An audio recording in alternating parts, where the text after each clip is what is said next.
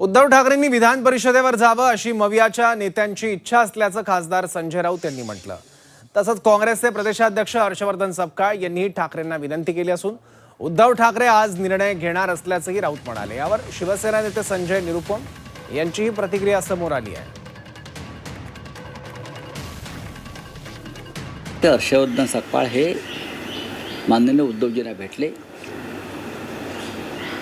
आणि त्यांनी उद्धवजींना विनंती केली आहे की आपण ही जागा स्वतः लढावी आणि विधिमंडळात जावं। त्याच्यामागे भूमिका अशी होती की महाविकास आघाडीचं नेतृत्व विधिमंडळात एका सक्षम महत्त्वाच्या नेतृत्वाकडे असणं गरजेचं आहे आणि त्यानुसार तुम्ही जर आलात तर आपल्या सगळ्या आमदारांना एक नेतृत्व मिळेल, ही त्यांनी भूमिका उद्धवजींकडे मांडली। राष्ट्रवादी काँग्रेसने सुद्धा मांडली। आता उद्धवजी आज निर्णय घेतील। बघा, आमच्या सगळ्यांचीच इच्छा आहे ना, माझी कशाला पाहिजे।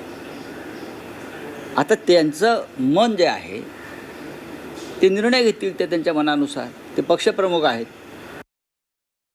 शरद पवार साहेब आणि उद्धव ठाकरे साहेब दोघेमध्ये खूप फरक आहे। शरद पवार साहेब एक सिनियर मोस्ट लीडर, एक ज्येष्ठ नेता महाराष्ट्राचे, आणि त्यांच्याबद्दल एक असा होता की जर समजा ते राष्ट्रवामध्ये निवडणुकीमध्ये उतरले तर त्यांना त्यांच्या समोर काहीतरी आव्हान नाही दिलं पाहिजे।